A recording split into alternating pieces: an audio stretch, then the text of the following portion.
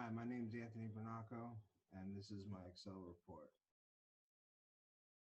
As you can see on my first scenario here, we have our body movements and our miles per hour and a table that we created under the solar system and the local group. We have our formulas here, and under our total, we have the formula that we use to sum up the whole thing.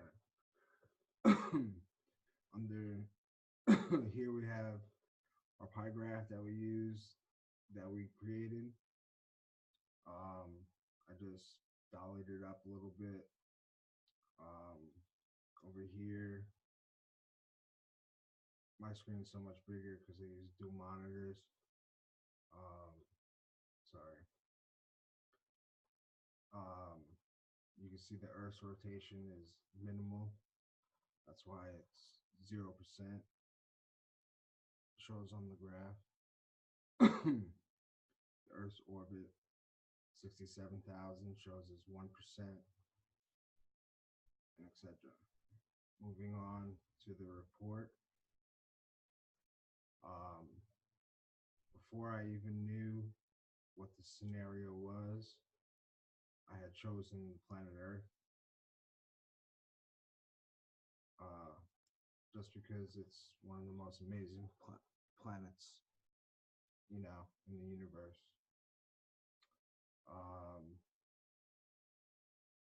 Just going through, our calculations are based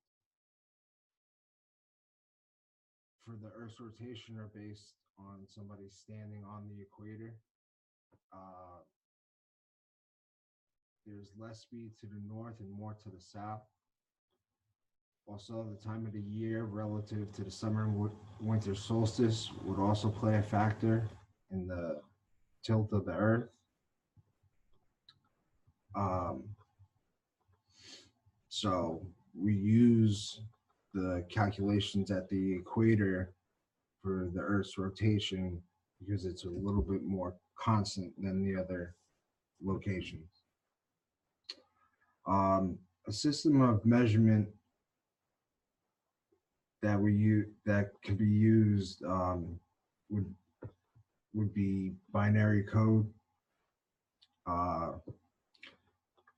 It's something that we can use to measure multiple things. The computer uses it to measure. Let me see what I wrote here. It uses it to convert the number 1 or a color, and it's just a series of ones and zeros. Scientific notation is an easier way for us to express very large or very small numbers. When written by hand, we use the digit we're expanding or contracting multiplied by 10 to either a positive power for a positive integer or a negative power for a negative integer.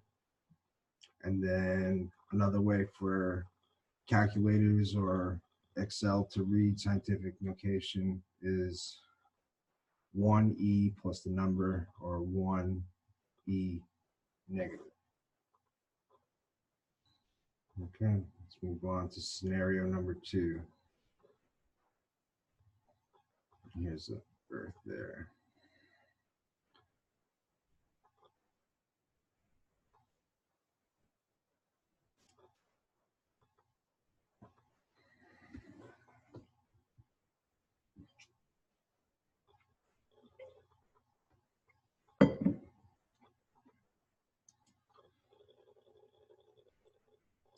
In scenario number 2, we use the unemployment rate percentages of the Clinton and Bush years. During Clinton, it was 5.2052%, and Bush was 5.1%, 5.1852.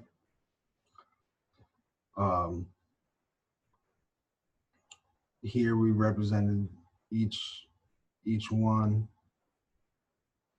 in a bar graph. Um, these two graphs are different because they have different starting points. So it can show how the misrepresentation of data is evident by the starting points on the graph. Um, and that's basically the theme here in this scenario. Same thing with the average bowler scores. You know, we got Diana, Hilda, and Emily. Same thing. Now it looks like Emily's that much higher, but in all reality, they're pretty close together.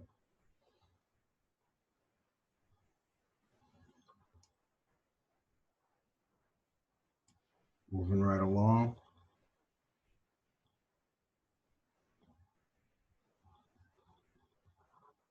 Okay, we have the contributors for the arena funding. With the snippet here, um, shows the graphic shows 265 million from the city. The graphic shows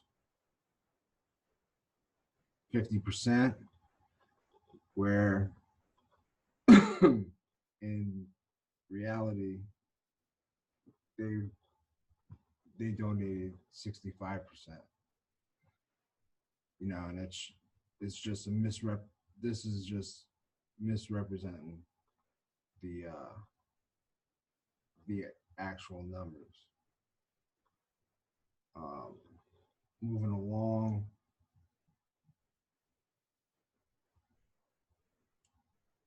to the Cortera graphic. Um, the percent in sales in the company. Cortera's got itself in this center donut at 4.5%, and all the other companies along the outer ring.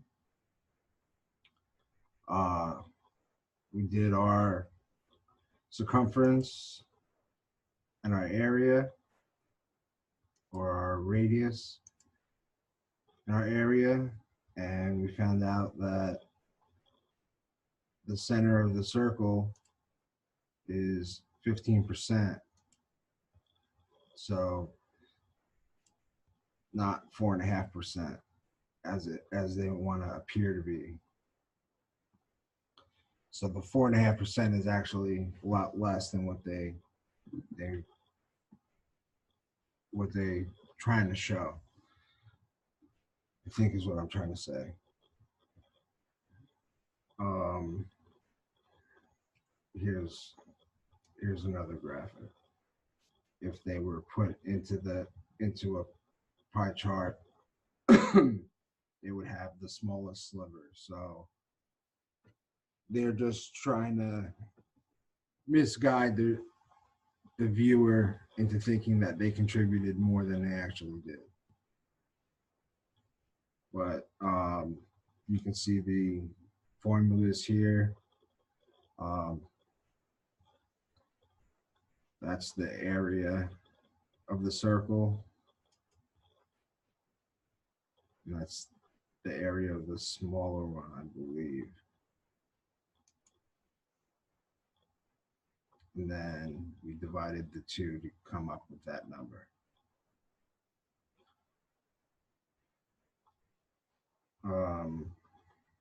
So the scenario 2 report, simply put, a politician may not have come out of a survey favorably.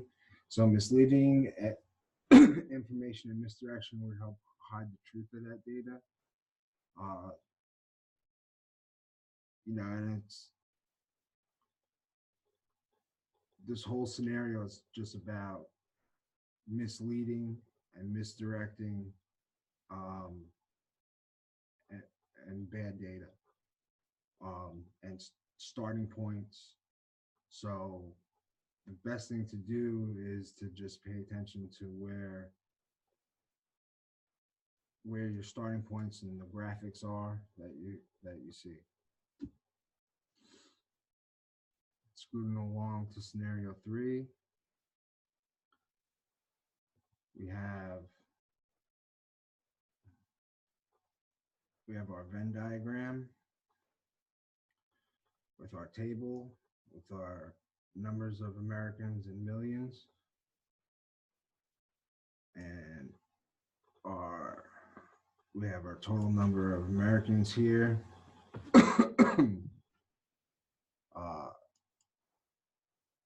Obesity, type 2 diabetes, high blood pressure,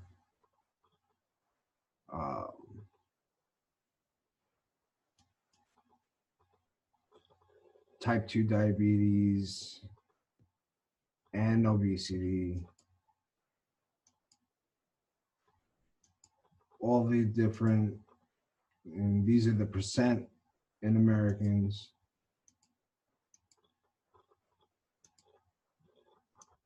Some of these numbers were given to us, some we had to formulate.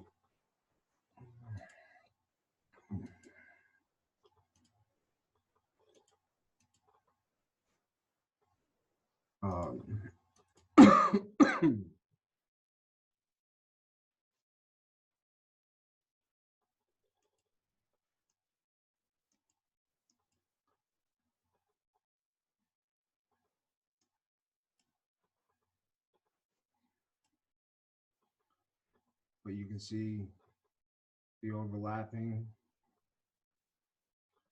where 16.1% people have high blood pressure and obesity, but only 0.9% of people have obesity and type 2 diabetes. And this is the probability of Americans to have it is 63.2%. Now the numbers of Americans in millions, 10 million Americans are obese. 3.1 million Americans that are obese also have type 2 diabetes. 27.7 million have all three.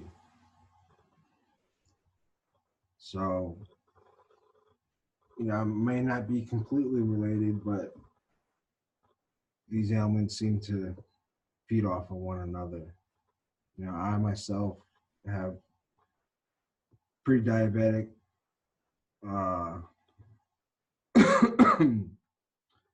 symptoms that run in my family that come just from hereditary.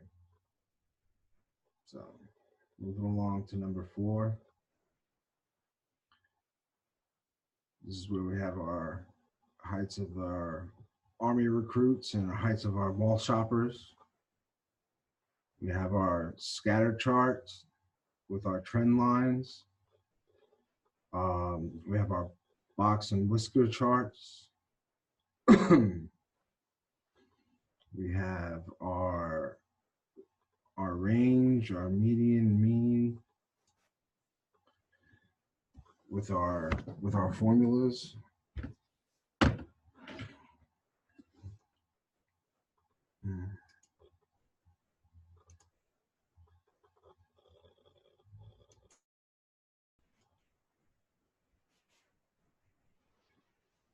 So we're looking at all the ranges of the heights of the Army recruits. Same thing with the mall shoppers. We can see that the Army recruits are all close to the same height, where there's more of a there's more vary in the heights of the mall shoppers, where one being close to 3 foot tall. And there's just more of a chance for some randomness in a shopping mall than in Army recruits. Um,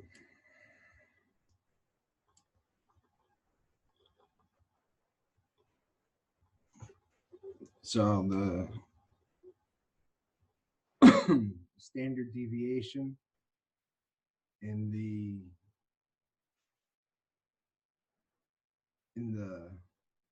Army recruits is much much less than the standard deviation of the shoppers. Um, the coefficient of variation is larger in the mall shoppers than than the Army recruits. So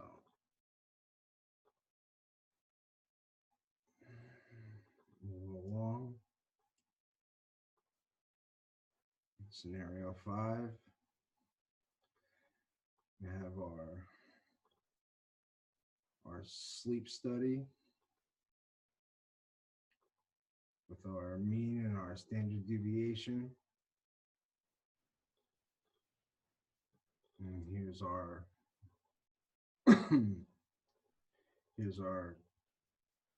uh, our median sleep is 6.7 hours. And then as it goes up, we have our formulas and our standard deviation. As you can see, goes down. And obviously we don't have the negative sleep, but as you can see on the graph, the standard deviation is 34.1%.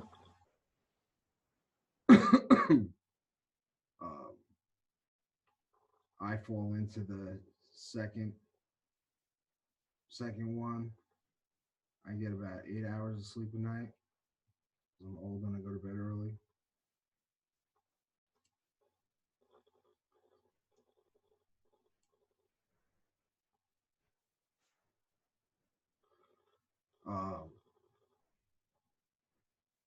And there's that, and here's all the data that we used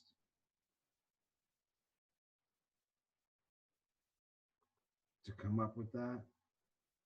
Here's the snippet of the household incomes with the outliers and the high income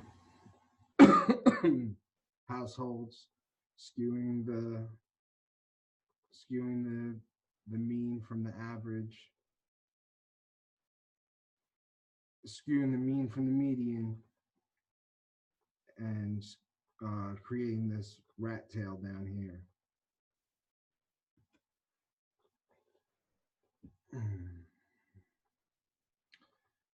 Then the last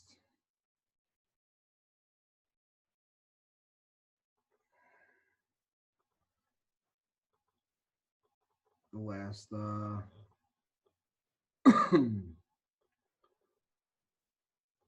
last scenario is the profit according to sales of Elon Musk's flamethrowers.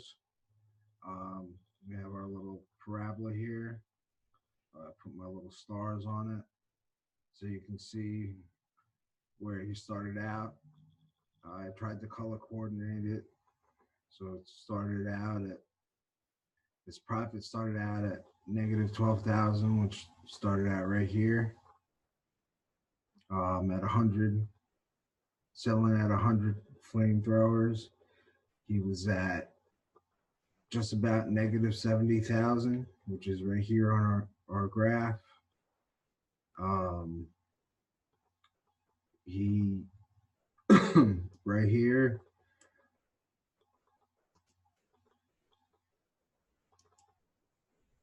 is about where he he started to turn his first profit at about 203 flamethrowers.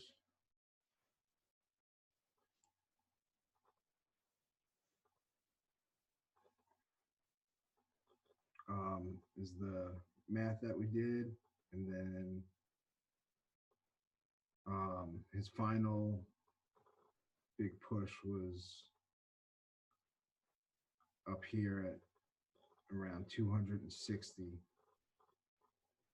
to 300. He started making his big profit.